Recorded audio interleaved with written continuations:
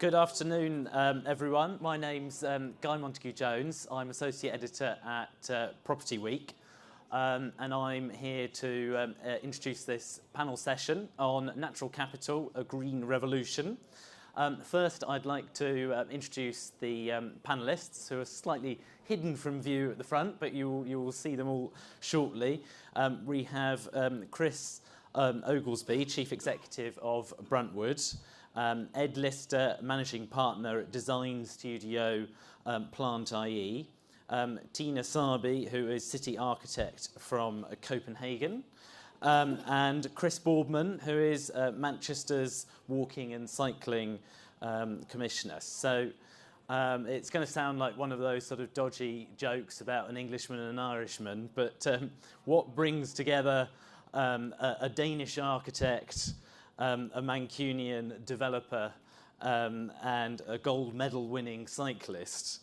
The answer is that they're all together to discuss what a city like Manchester, that's on a really fast growth trajectory, should look like. What are the ambitions for a city like this? And we're going to, in that, discuss the importance of what Ed calls the green and blue infrastructure. That is the sort of parks, trees, canals and rivers that make up the city. And how do we build and make full use of what we have, and within that the importance of those sort of canals, rivers, etc. In encouraging cycling and walking. The panel are advocates of creating a really bold sort of long-term joined up vision to meet the future requirements of growing cities like Manchester.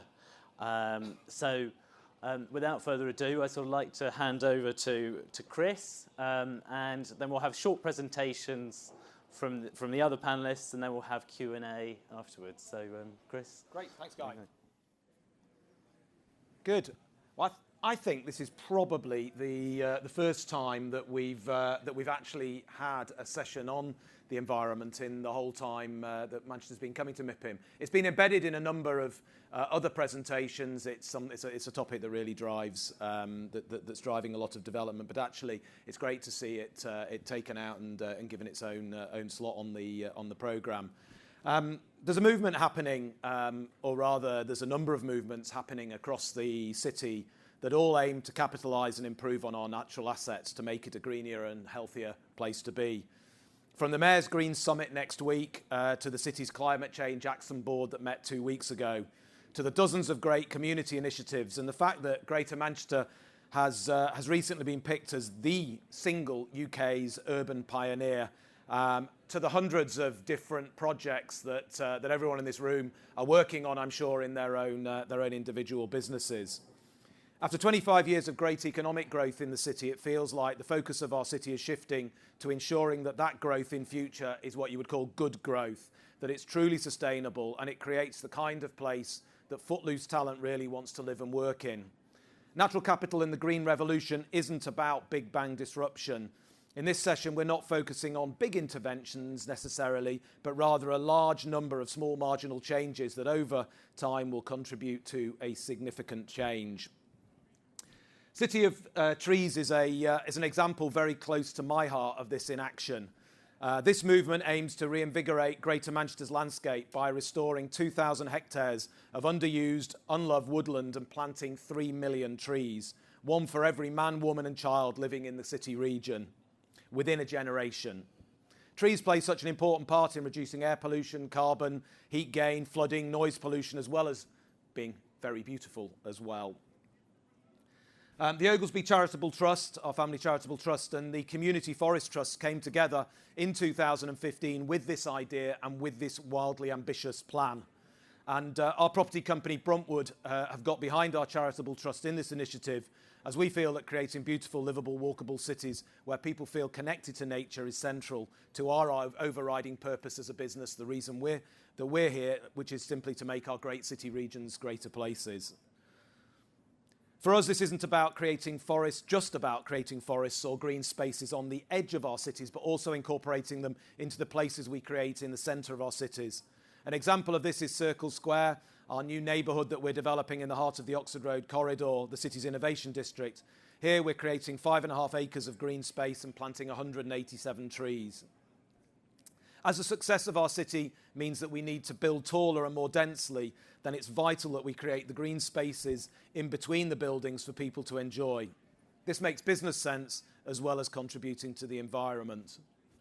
Back to City of Trees, and because we've only got a couple of minutes, what we've achieved so far is remarkable. To date, over 230,000 trees have been planted and 550 acres of woodland is now being actively managed. But as importantly, we're involving people and businesses in this effort. Over 10,000 people have been involved so far and have been reconnected to nature through this movement, helped by almost 7,000 hours of volunteering. This has played an important part of connecting people to each other and to nature and reinforcing the sense of community. But it's also vital for the sustainability of these green spaces that the community has a sense of ownership and ensures that they're maintained in the future.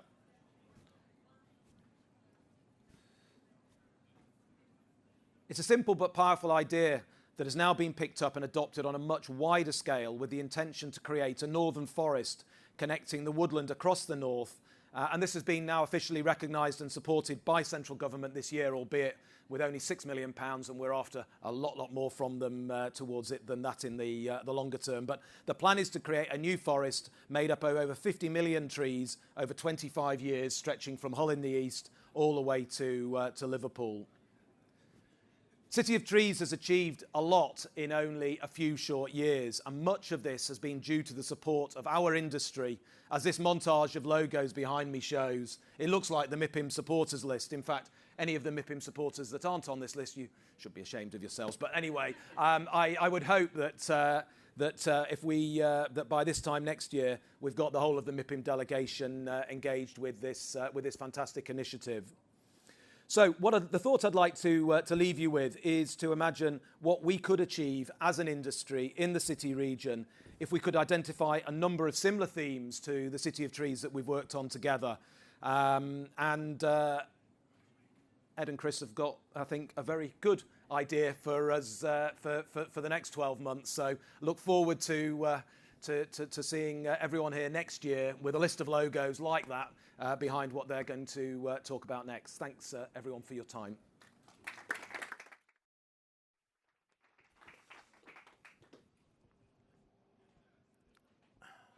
Thank you, Chris, and good afternoon, everybody. Thank you for coming along. Over the last 20 years, we have increasingly played our part as landscape architects and an urban design studio to help shape many of our city spaces. With this opportunity comes a responsibility to ensure that we preserve and enhance our natural capital and improve accessibility and connectivity. Never before has it been so important to connect people with nature in our city and promote a vision that will maximise their health and well-being. This is not a new initiative, and as well as the work that Chris has just talked about with City of Trees, and as we'll find out from Chris Boardman's Made to Move manifesto, there is a plethora of very well-considered strategies and guidance that cover this broad subject area.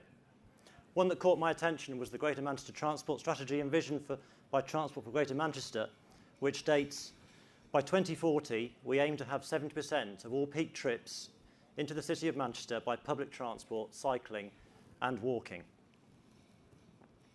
Over the last 4 years, we've been working and spending time in Copenhagen and have witnessed firsthand what makes it one of the world's most livable cities, which Tina will be able to amplify later.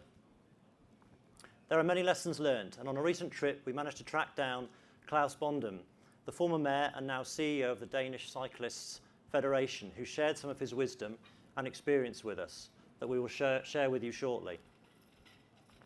One thing he speaks about eloquently is the iconic Copenhagen finger plan, a simple and enduring diagram that has transcended generations of citizens and many political cycles.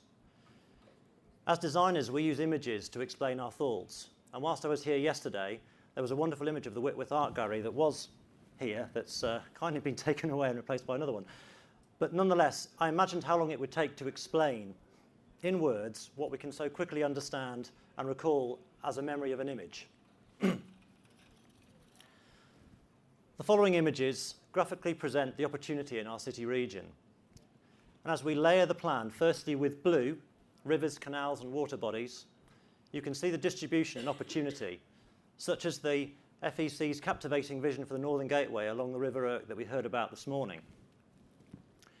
Then we add green, woodlands, parks, sports fields, golf courses, green corridors,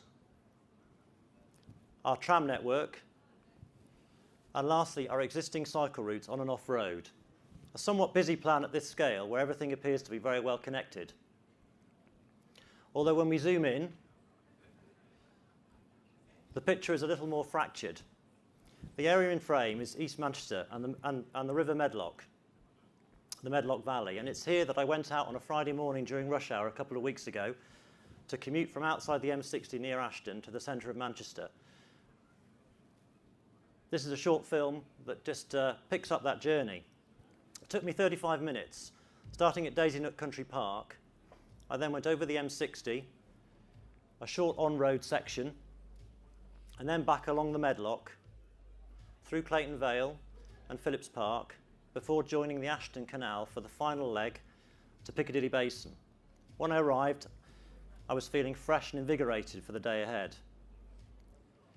I would suggest there are not many large cities where you can travel 7 miles almost uninterrupted by cars from open countryside right into the heart of the city. But whilst this route is attractive and well intended, it is perhaps not yet fit for mass transit, which we recently experienced in Copenhagen, which is the next stop on our journey. And very shortly we'll pick up that piece of the video.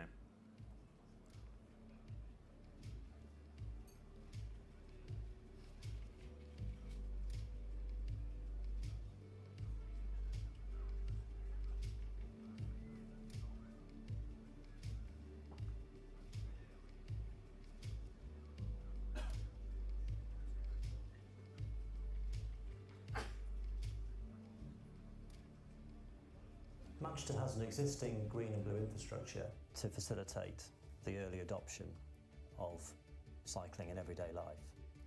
To what extent has this been a factor in Copenhagen? It's important to see and regard infrastructure as a part of the package that society delivers to its citizens. You will probably not find any investment that has a higher return of investment than investing in bicycle infrastructure. For every kilometer we change the car with the bicycle, we save the Danish society almost £1 British in prolonged life and improved health. It's an extremely good investment. What exactly is the Finger Plan, and what part has it played in the success of cycling in Copenhagen? I guess the Finger Plan was introduced in the late 40s. The idea is, of course, having the center of the city here and having residential and office structures out this and green spots in between, covering a radius of around 30, 35, 40 kilometers around Copenhagen. All transport in the greater Copenhagen area is basically structured around the Finger Plan, but we see one of the challenges today, both for car drivers, for public transport and also for cyclists, is how to cross between the fingers. Work is slowly starting on a light rail track that actually covers the entire 5 fingers. That is very, very good. But we're also working with the network of supercycle highways that is actually also structured like the Finger Plan, but they're also now thinking about planning supercycle highways that actually crosses the different fingers. I think it's a very good example of a plan that survives change of political leadership and also survives generations of politicians. If you were advising Chris Boardman and Andy Burnham, the Greater Manchester Mayor, on creating a cycling culture, what would be your first priority? If you make policies that makes cycling accessible for children, that creates a safe and secure environment for children to cycle in, the chances are bigger that you actually also create a cycling culture for grown-ups. What an enormous freedom that you actually give to children by doing that. you actually give children mobility. And I read somewhere that around 30% of all car trips in Manchester is 1 mile or less. But a lot of people commute these short distances because they have no idea that there is an alternative. So maintenance, signage, information, and of course communication. To communicate to the citizens, are you actually aware that in your city there is actually these possibilities here? When they built the M60 around Manchester, there was huge public investment in that. And it's basically the same today, that when we invest in cycling infrastructure, there needs to be a public investment in this. I think a part of it is also integrating the developers in this discussion and development. If they build an office community or a residential community which is accessible on a bicycle and as a pedestrian, and it's nice to transport yourself around there as a pedestrian or a cyclist. By making that safe, secure, segregated, well-connected, accessible infrastructure, you actually create a city that is much more interesting to invest in. You create a city where young families want to live, and it creates this wonderful, probably very un-English word, but the livable city. I mean, it creates this city where people walk, where people cycle, where there's a lot of eye contact, where there's a lot of dialogues with strangers, basically. And I am a car driver also, but I have to say I get much, much, much more happier when I'm on my bicycle.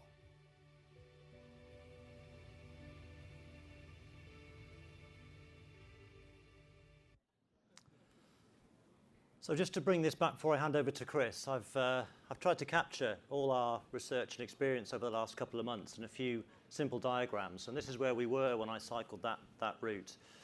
This is actually what it felt like as a route. It was much easier. It felt much easier than that fragmented and tortuous, perhaps the map suggested. And if we continue to build on that with the thoughts that we've heard from Chris, and we're about to hear from Chris Boardman as well, then this is maybe how it might start to look. And over a prolonged period of time, and we continue to make that investment and plant more trees and get more people cycling and walking, it shouldn't take long before it looks like this. A very simple image and a simple message. So at that point, I'm going to hand over to Chris. Thank you very much. Thanks, Ed. Cheers. You doing it? Thank you very much. Thank you. We're going to attempt something here. We're behind the scenes. We've got the Wizard of Oz, and he's going to try and change the slide, so good luck back there. We all know that changing the way that we move about is the most effective and ultimately the cheapest way to deal with some of the biggest problems that we've got. So pollution, health, congestion, all of those things. And we're drowning in evidence that tells us that's the case, but we still haven't changed. And even more annoyingly, take anybody from the UK to somewhere like Amsterdam, Copenhagen, Utrecht, Portland in the States. Take them there, and people go, oh yeah, I like this, I prefer this. And even though they say that this is what I would prefer, we still haven't done it. And it's because we're lazy. And we don't accept that. We don't take logical decisions. We do the easiest thing for us right now, even if we know it's to our own detriment. And I love this picture, and particularly this one. That's 90 centimetres gain to get around that corner, and that's what human beings actually do. So we just started from a slightly different place when I took on this job and said, we're just going to accept that. That's how human beings are wired. That's how we're built. And in doing so, we quickly identified our absolute must-dos. We have to make active travel, cycling and walking, the easiest and most appealing option. Both of those things, and in that order. Because if we don't, why would I get out of the car? We must make it something that people who currently drive around look out the window and go, oh, I quite fancy that. Because if they don't, we will not get significant modal shift. In December last year, I outlined 15 steps to achieve all of that. And it went into this Made to Move report that went before the leaders of Manchester and the Mayor. They supported it unanimously, and the document is now out and being enacted. It's underpinned by two scarily simple measures that will ensure that what we do will make active travel attractive. For cycling, whatever we build must be usable and want to be used by a competent 12-year-old. And that's it. Because the ingredients that would make that 12-year-old want to use it, exactly as Klaus said, and their parents, importantly, their parents to let them, is exactly the same things that would appeal to a person who hasn't ridden since childhood, somebody taking the kids to school, a pensioner going to the shops, someone who's simply lacking in confidence and a bit wobbly on a bike. All those people who currently drive, and in more than 30% of cases, they drive for less than a kilometre. 250 million car journeys a year of less than a kilometre. That's some latent demand. This is what can happen when you actually make it the... Have you got the wheel slide? This is what can actually happen when you make it the easiest and most appealing choice for people. More than 50% of kids in the Netherlands ride to school every day. We're less than 3%. So the potential here is absolutely huge. For walking, our yardstick is equally simple and instinctively understandable. Must be usable by and want to be used by a parent pushing a double buggy. Because that parent will only take their kids and do it if it's something that's easy, attractive, and feels safe. If we stick to these two big, scary, ambitious standards, we won't need to convince people or persuade them or force them to get out of their cars. They will simply choose to do it. All the evidence shows us that when you provide that, people choose that option. They look out of the window and think, actually, yeah, that's quite appealing. Interestingly, when you ask yourself what would make it appealing to you, you realise that the trees and greeneries that we saw in the imagery earlier are not a nice to have. They're not an add-on. These are an absolute essential to creating that emotional connection. Obviously, all this has a cost, and even though at 5.5 to 1, which is the government's very miserly, I think, estimation of the value of good cycling infrastructure, it is the cheapest form of infrastructure investment you could possibly make. But it's still going to take a significant sum. We've estimated over the course of 10 years, it's going to be a 1.5 billion project to deliver it all.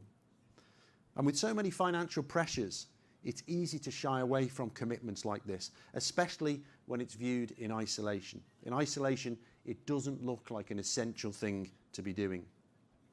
But we're going to stay on course by making sure that whenever money is discussed, the usually unasked question sits snug alongside. What is the cost of doing nothing? And can we afford that? It's an exciting time, and we're moving very, very quickly to realise this transformation. Our connected cycling network is being planned literally as we speak. Discussions on making more attractive public spaces that encourage people to walk and to linger are at an advanced stage. All these changes, we know, will hugely enhance Greater Manchester's attractiveness for residents, businesses and visitors alike. So 10 years from now, we don't aim to have more cyclists in Greater Manchester. We aim to make the term superfluous, make it irrelevant. Just normal people doing normal things in normal clothes without cars. We won't have a big cycling and walking budget. It will simply be how we do streets. And in 10 years' time, we aim to have created such an example on such a scale that the government of the day has no choice but to follow suit for the rest of the country. Thank you.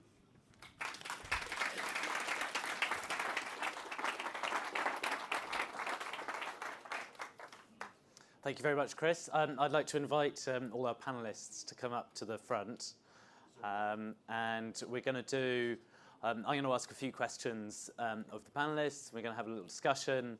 And then hopefully we'll have a few minutes as well to open up to questions from the floor as well. So, and hopefully we'll sort of wrap up in about sort of 20, 25 minutes. So there should be plenty of time to have a good conversation. So the only person we didn't hear from there was Tina. So I'm sort Interested to hear from you first in terms of what you think lessons are from Copenhagen, and what, if you were in front of sort of councils in Manchester or Transport for Greater Manchester, what would you advise them on what the priorities should be? That's a very, very short question. And I try to prepare a little. So I have 5 very, very good, or I think, good learning points from Copenhagen. I was very happy to see all the very, very good intentions that look a lot alike what we are focusing on in Copenhagen as well. So the first advice could be the advice to try to look very with the long term. So what we are trying to do when we work in Copenhagen, we try to have some strategies that is citywide, that really go for a long time. Then we work site-specific, where we try to get all the visions from the politicians down to the local detailed plans, and then we go into the projects. And what is very, very difficult and important when you have so big goals is that if you don't get it down to the project, it doesn't matter anyway. So there has really to be a connection between the long-term vision, the site-specific planning, and each single project that has to have a building permission. So that was number 1. 2 is also to look inside the administration. How do we work? What we have been doing in Copenhagen is that we have been reorganizing it all. So now, before we were working in silos, so the people working with trees were working in one silo, the people that was working with bike in another silo, the one that was working with livability in a third silo, and there was a lot of silos. And now we have been reorganizing so that all the people working with the strategic thinking has to work together to see that they are working together, all those very, very nice goals.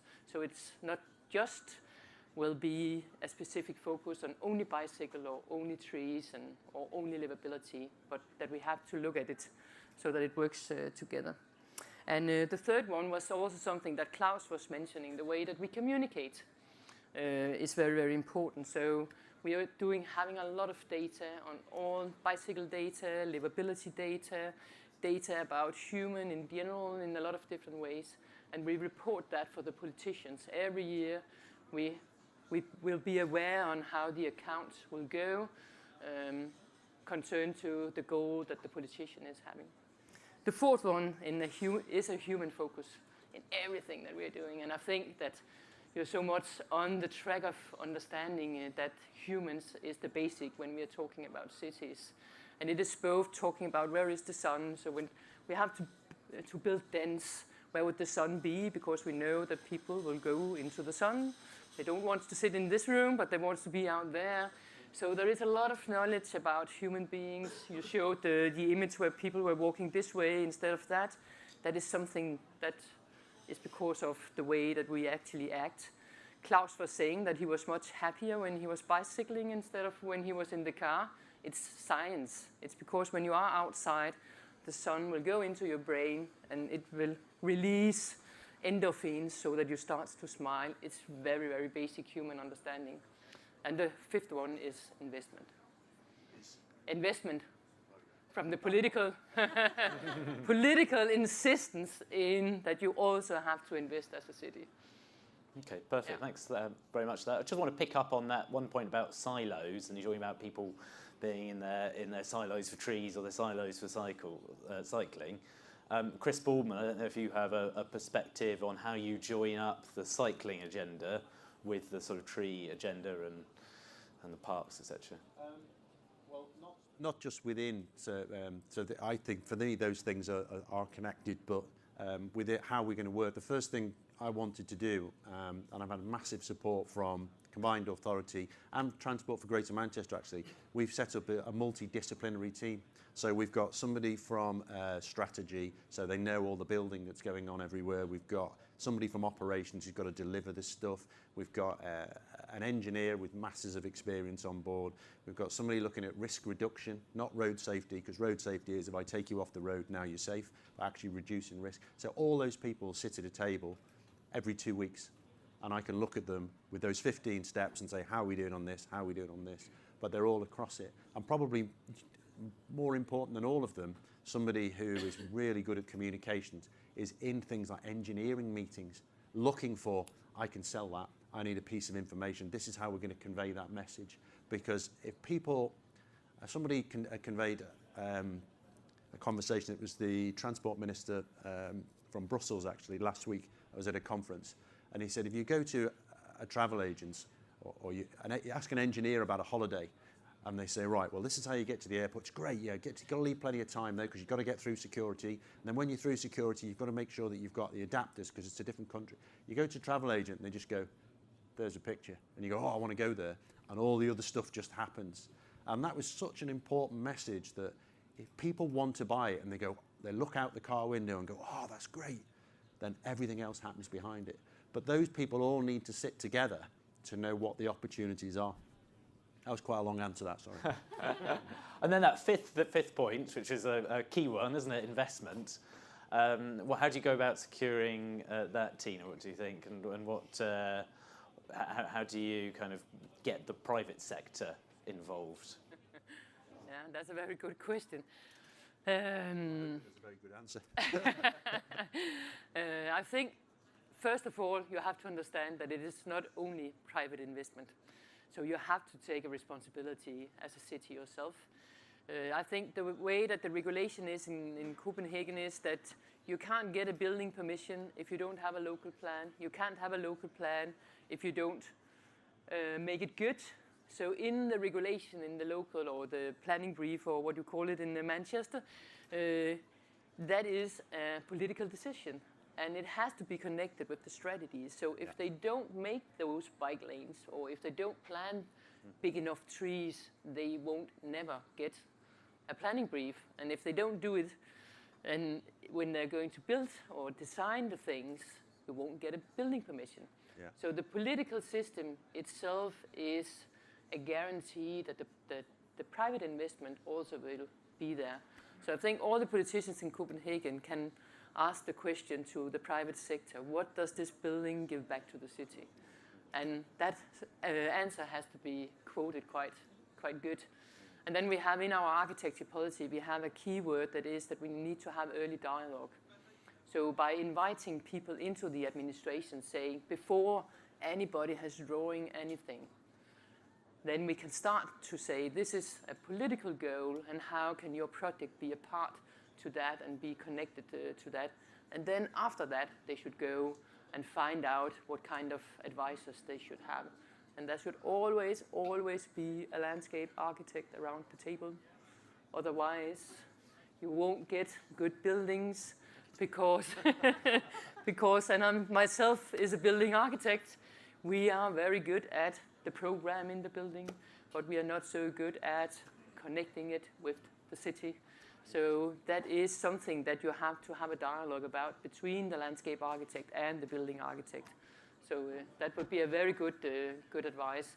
Then the last point to that could be that we sometimes, when we do the planning brief, make a cooperation where the investor, on a free will, say, I want to pay something on public area, in this case of my own project, because that would be also a good economically investment for my project as well. And in that way, they give something to the city as a part of getting the planning brief. But it has to be with a free will.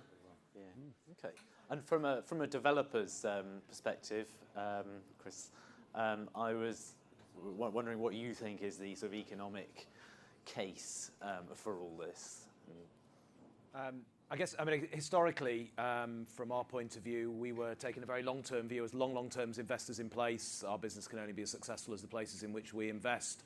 That worked for us, and it was the right thing to do, but it doesn't necessarily work particularly for those people that are looking to develop and exit. They need to also see the short-term gain as well. And I think it's that particular shift that we've seen in the market now. Our business we don't see as a B2B business anymore. We're not marketing to businesses. We're actually a B2C business, marketing to the people that those businesses employ. And so Every office scheme we've developed over the last 3 or 4 years has had great cycle facilities. It's had shower facilities for those people that have got the longer commutes. And as I said earlier, we're really building the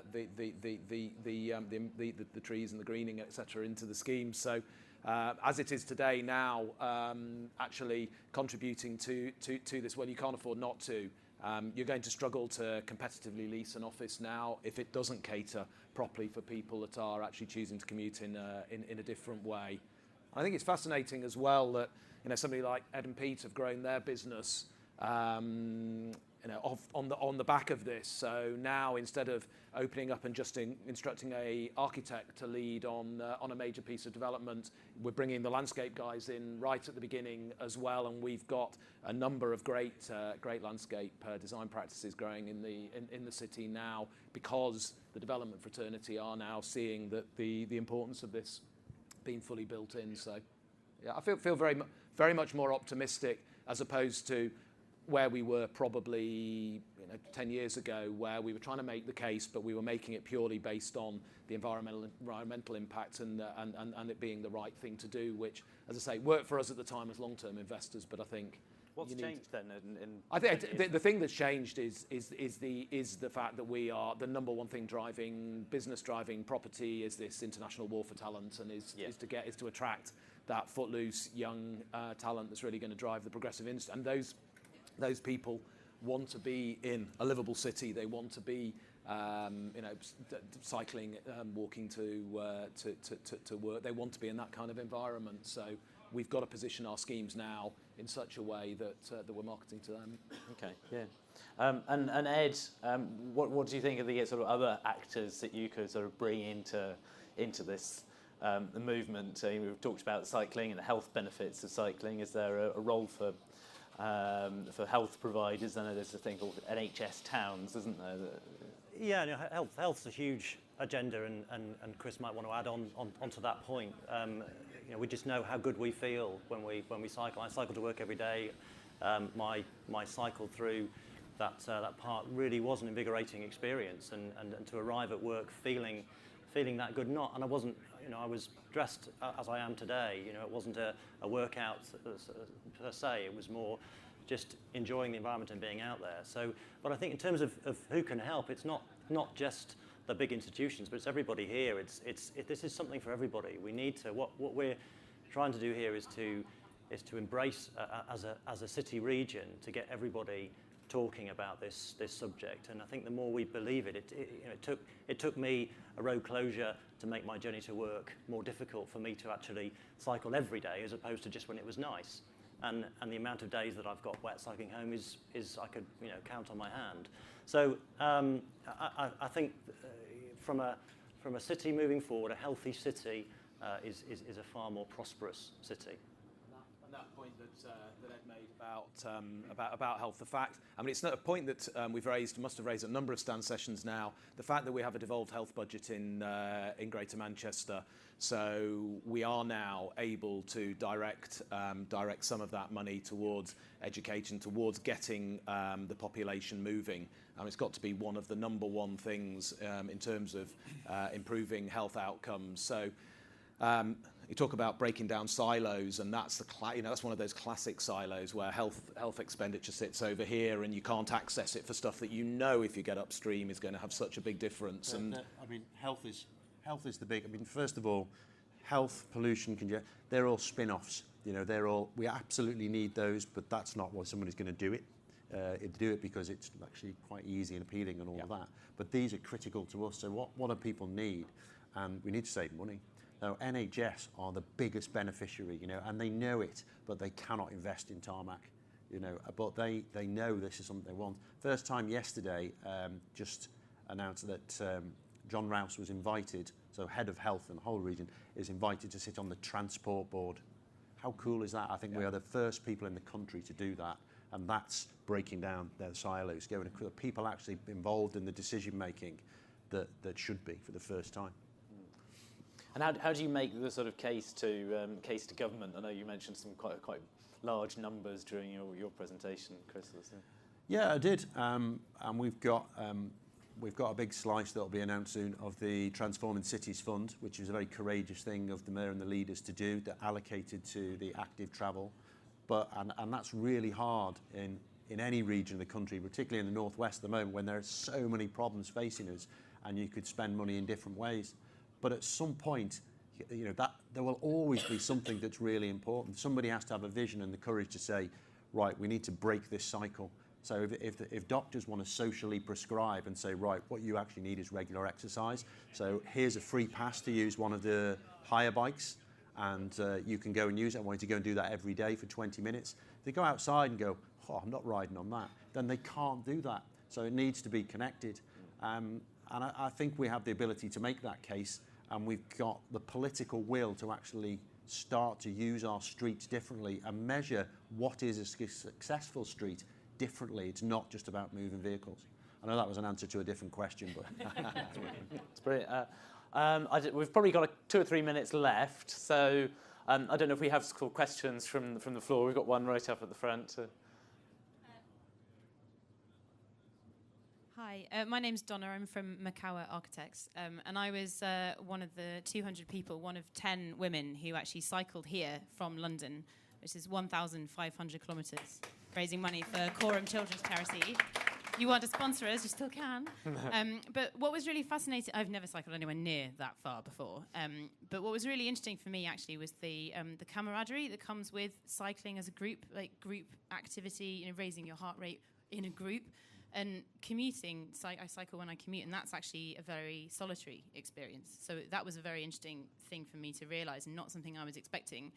And I think in terms of kind of future cities, that's actually a really interesting topic, because a lot of my friends, like, the thing they really worry about actually is loneliness in the city. Talking about health, mental health is actually really hugely important.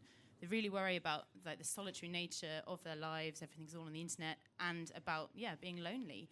So here's like my question actually is that communal sense of the peloton. Is there a way of scaling that up to a city scale? Because I love everything you're saying about cycling to work, but I mean, could you get like pelotons of people cycling to work? Like, can the roads get wide enough to do that? I mean, that would be amazing. I mean, it'd be more efficient, distance-wise. But yeah, I was just wondering if you could talk a little bit about the mental side of sport and cycling, and can you see it as a community thing? Okay, you're all looking at me now. First and foremost, you make the space. The space for people to do it and feel comfortable doing it. And good cycling infrastructure allows for side-by-side riding, be it with a child, be it with a friend, colleague going to work. And then you've created the opportunity. Then we can do behaviour change work that really works. And we're doing quite a lot now, but we haven't got the environment, so it's a tough sell. But once we've created space, then we go in and say, right, let's have a work club.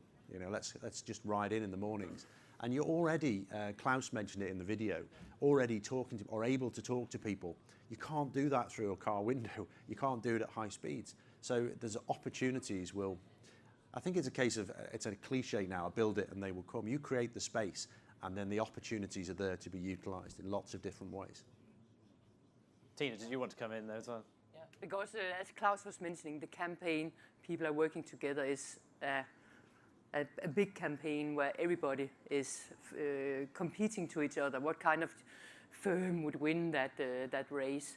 So it's a small thing, but it's also a very architectural issue. So you really have to make shortcuts for bicycles and pedestrians. If you do that, people should be very, very stupid to take the long road in a car. And it is just a decision that you have to change that and say the first priority in the city is pedestrian. So every pedestrian are connected. The second one is bike lanes, and the bike lanes are connected. And then the car has to be on the back, and that's design. That's a physical thing. And then be aware of that being on a bike is also a physical thing. So you have to have a lot of, also in your group, not just travel person and engineer, but you have to have a lot of architect that understand how you sense and percept the world when you're bicycling. The bicycle bridge, the Snake in Copenhagen. If you try and observe, you can see that everybody is smiling when they are on that bridge. Why? Because it's a very fantastic experience. It's architecture. It's architecture. It's three-dimensional. It's physical form that is on top of that. And I know that the time is running out, but I think we should do one thing for the next year of MIPIM.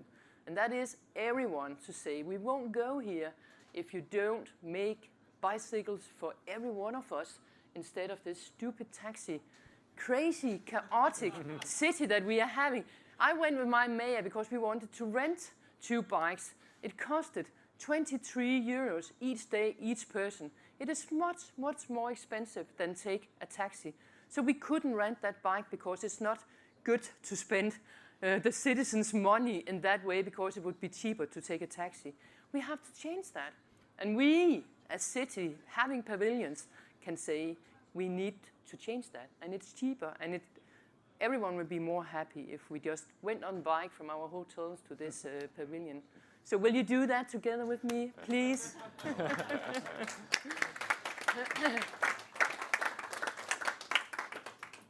Good stuff. Do we have any more sort of questions? Where we got room for one more, if there's somebody. Go on, you cowards. If not, maybe just a quick. You've got one thing you want to say. Yeah, people often talk about the climate in Manchester, and I went online, and I think you get 20% more rain in Copenhagen than we do in Manchester over the year. So it isn't about climate, is it? No. Even when it is heavy snow, in Copenhagen there is 62% of all people living in Copenhagen take the bike every day to work and to school. So 62%. When it is really heavy snow, it goes down 25%. That's it. So still, it's around half of the population that goes on bike even in heavy snow. But it's also because the city and the politicians had decided that the first thing to be cleaned in the morning is the bicycle lanes. So the maintenance budget has to be connected with the strategies, the site-specific planning, and the permission.